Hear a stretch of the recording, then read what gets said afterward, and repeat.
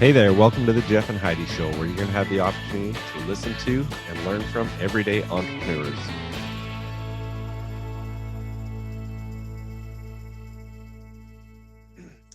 All right, well, welcome to the Jeff and Heidi Show. Jeff Heggie and Heidi Anderson, and we wanted to spend the first little bit here of our first episode to introduce ourselves and talk a little bit about who we are and why we're here and why we're doing this. So myself, I'm Jeff Heggie. I live in Gilbert, Arizona. Heidi, you want to introduce yourself? Heidi Anderson. I actually live in Peoria, Arizona. Excellent. All right, so I'm going to start out just going through our interview with Heidi and learning more about her, and then we'll have a turn that she'll do the same with me, and hopefully all you that are listening or watching will have the opportunity to get to know us as we go through these episodes and interview other people. But we wanted to start out to make sure you knew who we were. So Heidi, I guess first just give me a little bit of background on yourself and what you do now, what your business is, how you generate your income today. Okay. Well, I have been an accountant of sorts for pretty much since high school when I took my first accounting class, and I loved it. I never became a CPA, but I have been a QuickBooks Pro advisor. I've been an oil and gas accountant.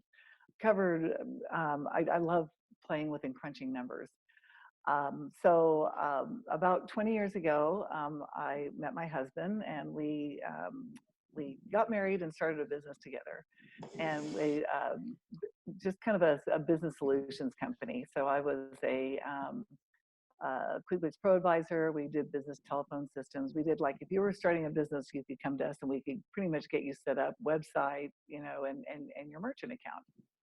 And through like a couple of years into that, the merchant account side of things really started growing. So we decided to focus on that and kind of carve off the other businesses at the time, and became the merchant service provider for the community banks. And we were in Las Vegas at the time, and really just grew our business, being a service provider to the community banks.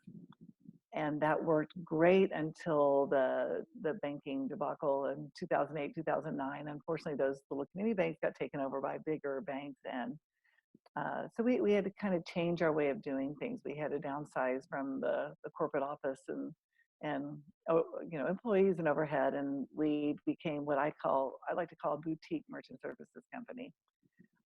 So now I'm much more hands-on with our customers, and I find that I like it that way. I have a much more of a connection with them. They can call me. I can fix their problems. I don't, if I can, and I just feel more connected to my business as a smaller company than having employees and what have you. So we've been in that business now for 18 years. And Wow. it's and it's great. It's a roller coaster. I think, like any business, it's got its peaks and valleys, and but we've started adding other services besides the credit card processing that actually complement and support our merchants in other ways. Like I like to say, I like to help business owners keep more of their money to invest in their future. And one of the ways we do that now is also with tax planning. So I work with business owners, and we look at everything from their entity structure, their deductions they're taking, and some strategies that some people just aren't even aware of that exist, and help them reduce their tax liability. And that's kind of my new passion. So the merchant services is there, and I still love that. And but we, as an additional service to our clients, we're now offering tax planning. Excellent.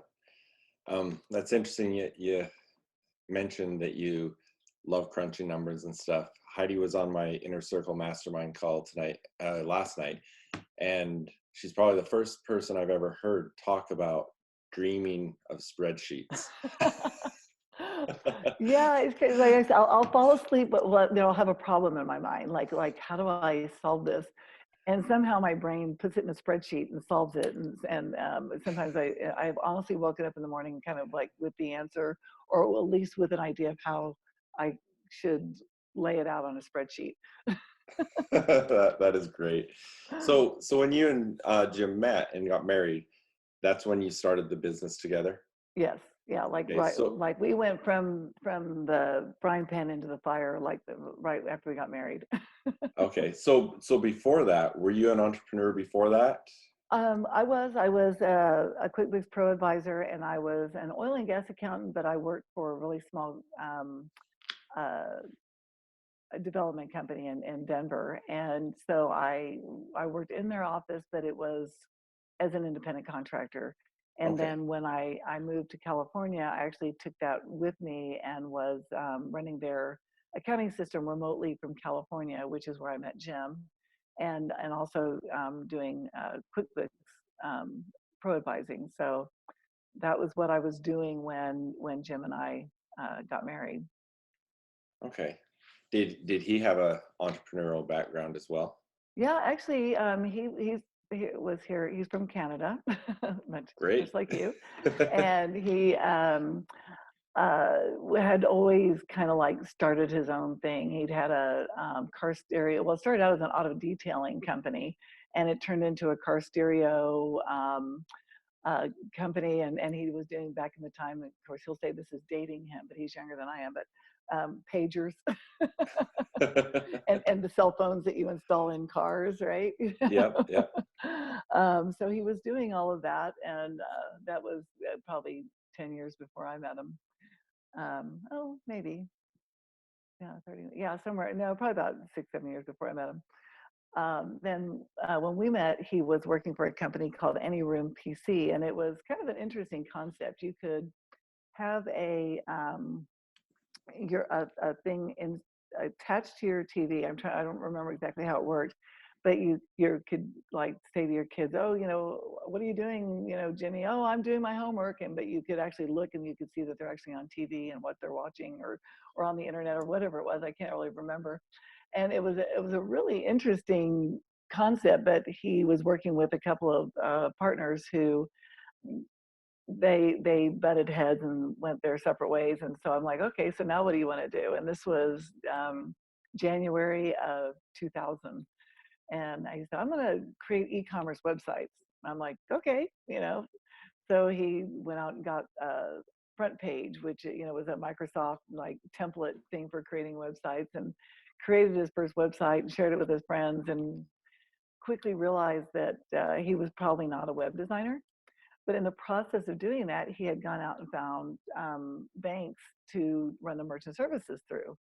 Because back then it was kind of like you really dealt mostly with banks. There were very few independent sales organizations, or ISOs, which is what we are, at the time that Visa and MasterCard, you pretty much had to go to a bank. And so that kind of grew, and he started telling people who were doing that, and the merchant services no way. So he started signing up merchant service people that had nothing to do with websites. And so that started growing, and that's how then we moved to Las Vegas, and started at the time what was Anderson Business Solutions, and Okay, then became Electronic Commerce International in 2002. excellent. So when the two of you started that, what would you say were your biggest hurdles, whether real hurdles, imagined hurdles? What was the biggest challenge in starting that together? I would say in the beginning, I mean, really, getting customers, because you're brand new in business, and there's a lot of trust involved in merchant services. It amazes me sometimes that people will actually do or switch a merchant account with somebody over the phone that they've never had any additional contact with. It's like you realize you're giving them enough information to steal your identity. It's like you really should, not. I mean, rates are not everything, right? And but once we started doing that and just getting out and networking in the community, and getting referrals from our existing merchant base, and like, then we got the community banks on board, and our company just grew like gangbusters. And then it was having employees. I had never had employees before. I'd always been a solopreneur. Yeah. Um, or had worked with entrepreneurs where I was like the one girl in the office kind of a thing. So that was that was a challenge for me, managing people. It just wasn't something I had ever experienced, and so yeah, there's those were, I would say, two of the largest ones. Okay. Now, so you've been doing this with Jim for 18 years. Looking back on that, what would you consider your biggest failure as an entrepreneur, and what have you learned from that? I think not setting aside enough for our future when things were good, when things were really going well, and we were growing and hiring, and we just kept pouring more money into the business and growing the business and growing the business, and didn't really carve off enough um, for ourselves to, in case of emergency, which is what happened when the banks failed. Um, and Right. so surviving that, and that was the big lesson, and that is one of the reasons that now we are, and will probably continue to be for the most part, a boutique company where it's us, and maybe we have independent sales representatives instead of employees. We have that bring us business. We have hopefully I'm getting close to getting like an executive assistant, but it'll probably be an outsourced thing as opposed to just taking on that kind of overhead when in an uncertain environment. After that, I'm not prepared to do that again. Okay. All right. Well, now on the flip side of that, what would you say over that course of time has been your biggest success? And Uh, in addition to that, what have you learned from it, and what is it something you can share with the listeners that they could learn from your experience? Getting out and creating relationships, networking, going, and following up, and just talking to people. It's all, you can be the best at whatever you do. You can be the great attorney, but if you aren't, if you're not out talking to people and nobody knows who you are, it's not going to do you any good. Absolutely. So, And I guess what, 2-3 weeks ago, we had never met.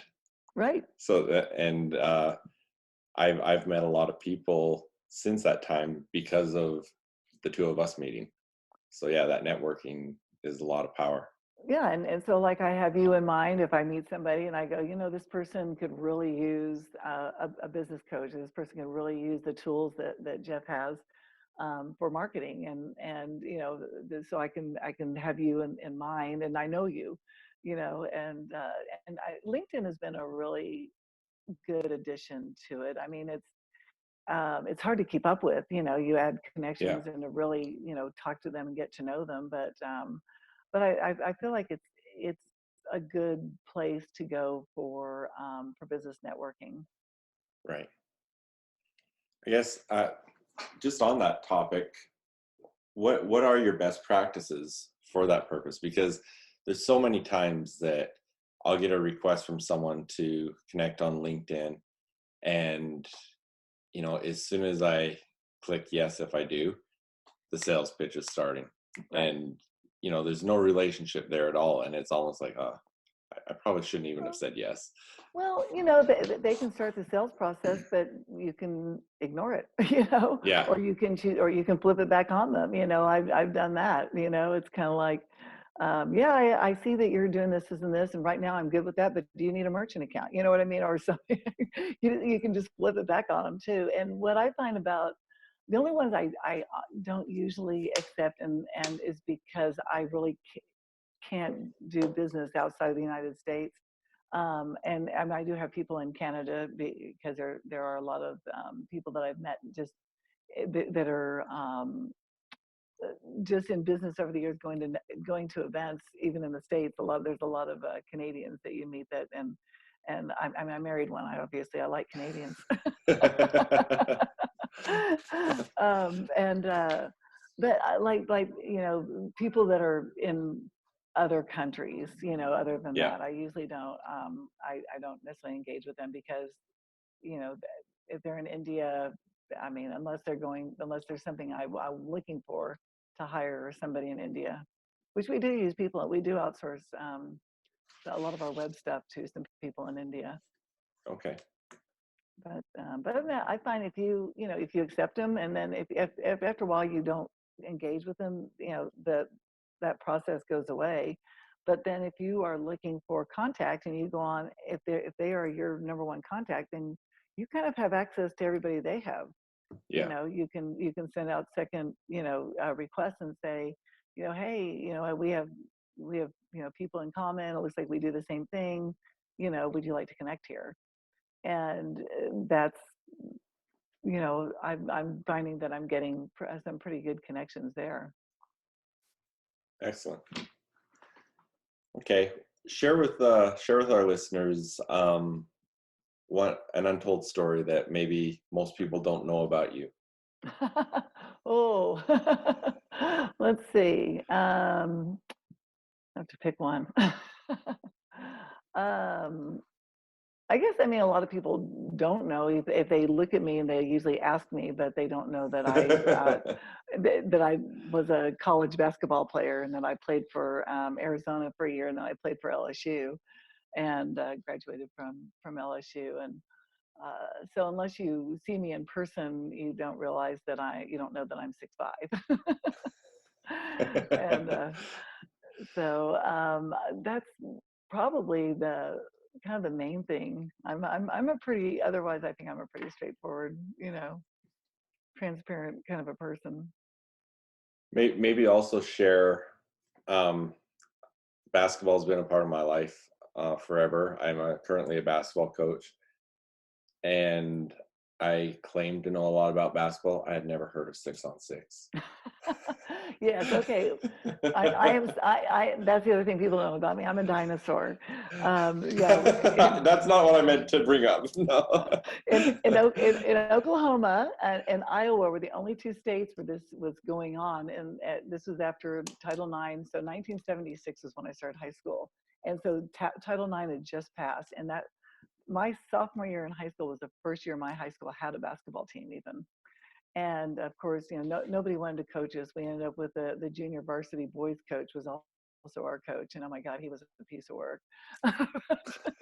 But we ended up so we played at the time. It's 6-on-6, so you play basically 3-on-3 on opposite ends of the court. So if you're defense on the team, you block a shot, you get the rebound, whatever. You get to the half court line, you pass it to your offense on the other side of the court line. You wait on your side of the court while they play 3-on-3 against the other team's defense, and it goes back and forth like that. So you never run the whole length of the court or anything. So it's actually probably a little easier than full court basketball. You don't have to be in quite as good a shape, but but it was we had a really interesting team. Obviously, me being 6'5", I was quite an anomaly even in the whole country at the time. And then we had a girl on our team. Her name was Kim Sipich, and her father actually played for the Celtics. And Okay. so she was like 5'10", and then we had another girl named Tracy who was 5'11", and so we had like just the three of us were like compared to the rest of the whole state. There weren't too many other teams that had girls that tall at all. So we ended up my senior year. We went to the state finals, but I ruptured my ligaments in the game right before the state finals that got us into the state finals, and so they didn't get didn't do as well at state as they probably could have. But we had a pretty powerful team, and of course our coach, who was just a terrible coach, but I hope he's not on this call. No, he won't be. I don't even know if he's still alive. He was a perv. He would say the most like in this day and age, he would have lawsuits against him. Let me put it that way. But he of course he was all metro coach and all city coach and everything else because of us. Yeah. But it was pretty funny. And because back then, there weren't that many female coaches, and then the ones that were really, like when I went to college, they,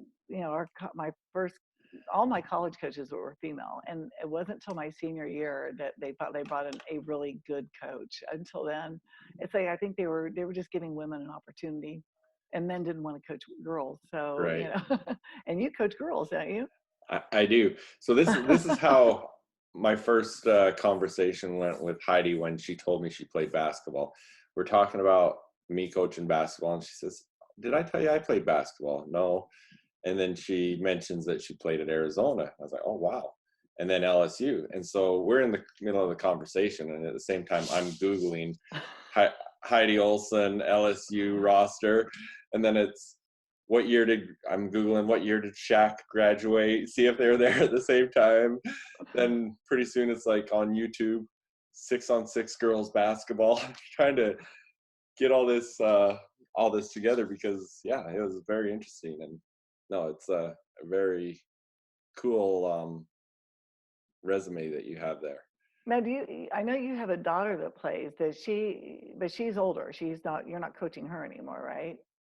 Right. So, I mean, I've coached somewhat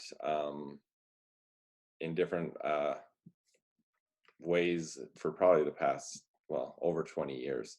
Um, After I graduated, I started helping coach, and then one of my good friends. I was his assistant coach, coaching boys varsity basketball up in Canada. And then when him and I quit coaching that, I followed her up, and I've coached her from about fourth grade on. When we moved down to the States, I ended up coaching her high school team, and it was kind of with the agreement that I would coach until she graduated. And she graduated 2 years ago, and I'm still coaching. But it is something I love. I've had a lot of fun coaching. I love working with the athletes, and it's been really good. Well, and it makes sense. I mean, especially with your career as a coach. I mean, it's a skill to be a coach, to be able to help people pull out I guess they're like kind of pull out the best in people, I think is how I look at it. My coaches, my early coaches in college, they're like, okay, you're 6'5", you're gonna be the big girl under the basket, and you're gonna be, and that's not me. I am a really tall priss. I am. It's like, and I'm not tough, and I'm the kind of person, like, if I elbow you in the nose, I'm gonna go, oh, I'm sorry, So they want me to come down and throw elbows, and I'm like, but I might hurt somebody. And my senior year, we got a coach. Her name was Sue Gunter, and she would have been the women's Olympic coach in 1980 had we gone to the Olympics that year. And Okay. yeah, she came from Stephen F. Austin, I think, in Texas. She had retired, and they brought her out of retirement to coach us. And she just turned our whole team around. We had so much talent on our team, and we weren't doing very well because, you know, really bad coaching. We had some high school All-Americans that were just, fabulous players. And in fact, I had a girl on my team. Her name was Leslie Sacre. She's from Vancouver, British Columbia, and she's Okay. 6'3", and she was a good player. And so we finally get, and this is just kind of come back, but the whole coach, like a good coach makes all the difference in the world. And she looked, instead of trying to make me into something I wasn't, she looked at my strengths and went, you know what, I could block shots. I mean, and I was good. I had a decent shot from like about, 6 to 9 feet out on the perimeter, about 45-degree angle, or like a baseline shot. And so she designed plays around what I was good at versus trying to make me into something else. And then we had another girl, her name's Ramona. She lives in Dallas now. We're still friends. And she's not as tall as I, but she's a lot tougher. So we would do things like where I would start in the basket and we'd swat, and they would be guarding me, and then I'd move out, and then so I could pass it into her, and then she would muscle the ball up. And it worked out great, and we had an awesome year my senior year. We ended up like 17th in the nation. We would have been better if we'd had her probably for 3 years as a coach. And we actually we lost in overtime in the SEC finals to Georgia, and they ended up winning the national championship that year. So Really? yeah, it was a good feeling because I came so close to quitting so many times. And then I remember the gym teachers at my high school going, "You'll never make it through 4 years of college basketball." And I was like, "Watch me." And anytime I came close, I was like, I would think of those. I went, "No, I'm not going to give them that. They will probably never know one way or the other if I was successful, but I'm not going to give them that." And yeah, and I stuck it out, and that just made all the difference in the world.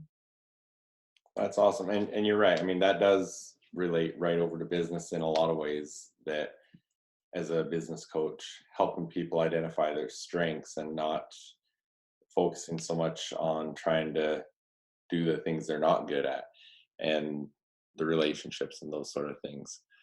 So Yeah, excellent. Well, I thank you. think that, that I'm glad you shared that. yeah, like for like in forming, having a team, so it's like, okay, I know that I'm not good at certain things, so having a team around you of people who are good at that, like tech, I'm not good at tech.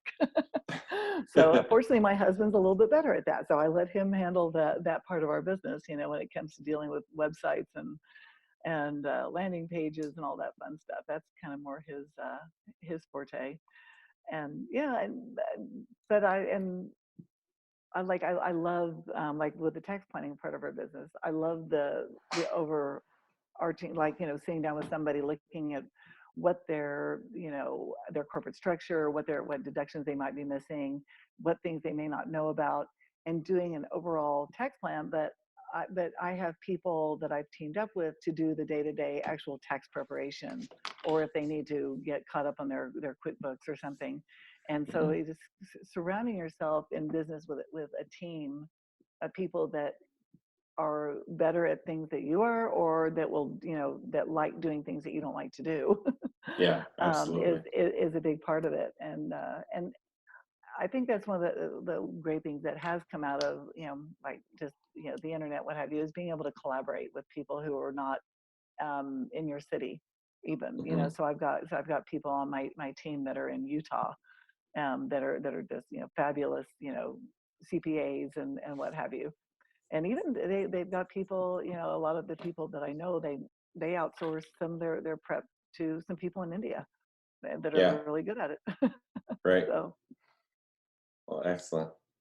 So looking back on the last 18 years, if you could start over today, what would you do different?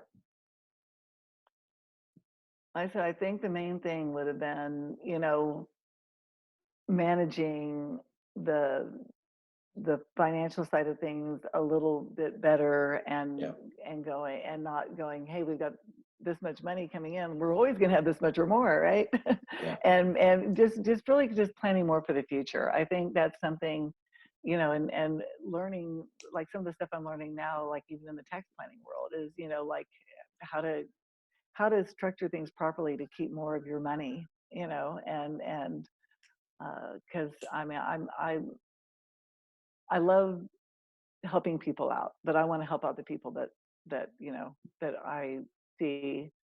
Like I love working with foster children, right. so I want to have more. If I want to direct my money, I want to direct it to that versus to taxes. Right. Should, Okay. I don't know if I should say it like that. No, I mean, I pay my taxes. I don't dodge it or anything else, but it's more, if I have the opportunity to, to decide where that money goes, and that's what a lot of the tax planning is about, is, whether, because some people want to leave a legacy, a charitable remainder trust or what have you. And so helping them get set up where the money, so their money goes where they want it to go. Okay. All right. Well, thank you. So, how do you define success? Yeah, that is a tough one. It's a really good question. Because to me, it really did used to be, and obviously making a decent living is, and not being in debt and some things like that, to me, are success. But I just having a balanced life also, having, don't give up your connection to family and friends, and if it, don't let your business suck you into the point where that's all you have time for, or the other way around. Don't be spending so much time, goofing off or doing whatever, whatever that your business suffers. So it's finding that balance in life. Um, but I don't know, and just continuing to learn, lifelong learning. I mean, that's hugely important to me, and adding and changing and growing and not being stagnant. Because success to me is not a destination. It's a, I guess it's the journey, as they say. Right. It's what you're learning, what you're doing along the way, the people helping people, the lives that you touch, and that's, to me, that makes me feel successful. Okay. What are some of your success habits? Well, I go to bed early and I get up early. And I get up early, it's nice and quiet, the phone's not ringing. I get more done between 5 and 7 in the morning than some people can get done in an entire day. And I take care of things that are quiet, whether it's studying, something new that I'm learning, or it's getting caught up on my bookkeeping or paying bill, that just the things that are quiet. And then, just kind of like pacing out the day that way. But that's, for me, is huge, because if I start my day later, my brain is functioning really highly at like 4:30 or 5 in the morning, not so much at 4:30 or 5 in the afternoon. Yeah, So when I was a bank manager, I found the same thing, that I could go in an hour or two before the bank opened and get more done in that time frame than I would the rest of the day, because a lot of it, just because you get so many interruptions, so many fires you got to put out, those sort of right, things. the And yeah, distractions. your focus is a little more on ball right then. Yeah. Are you a goal setter? I Yes, but it's always a moving target for me. Uh-huh. It's like, I like I said, I've never really known what I wanted to be when I grew up, and I just kept growing. But, but, but honestly, I'm still, it's like I'm constantly, I'm just curious. I just keep learning new things and going, how can I make this part of what I'm doing and bring more, value to my clients? How can Yeah. I, that by having this knowledge, um, that so I can say, okay, and I want to have X amount of money coming in a month or whatever, and that might be a goal. But I've never had this, when I reach this point that I've achieved a goal, because it's like literally, it's always a moving target. Right. Okay. Do you currently have, or have you had, a mentor? I have had, I do not, well, I do. The accounting tax thing that I'm in, that where I'm surrounded with the accountants and tax attorneys and everything, that the team that I'm part of, there is a mentorship part of that, of people who are more experienced too. And they do, it's everything from doing the actual tax planning to marketing to, I mean, there's a lot to it, and it's really pushed me in a way, because I'm gonna just honestly, sales has never really been my thing. I like networking. I'm great at crunching numbers, but there's that thing in between called sales. Asking, basically, asking for the business, and that's something that they are gently, pushing me, and to be better at doing, because it's like, if you don't if you don't sell somebody something that they need, obviously I'm not going to sell them something they don't need, then you're also not serving them, you're not helping them. you know Right. and so it's just getting my brain to think that way, because like I said, I've always been such a more of like the number cruncher, Yeah. and so that's been an adventure. And other than that, I've had, people kind of in the past that I wouldn't say that they really moved the needle that much for me. Okay. Well, thanks, Heidi. I appreciate that. And as we go on through more and more of these episodes, our listeners will get to know you more and more. But is there anything else that you want to add about yourself or your business? And then to add to that, how can anyone find you on social media, websites? Share all that information with us. Okay, well, I said that just kind of keep in mind about me that I really do have a passion for helping people improve their bottom line and keep more of their money, and so that they can do what they want to with their money. And I've got a website for the tax planning, which is I did a nice little short one, so it's easy to type in. It's www.ecibfs. So ECI Business Financial Strategies is what it stands for, but ecibfs.com. And then we have one for the merchant service side of things, which is ECI Secure Pay. .com. And of course, I can always be reached on my 800 number is 888-404-7500. And if you hit extension 221, you'll get me. Super. And LinkedIn, of course. Oh yeah, LinkedIn.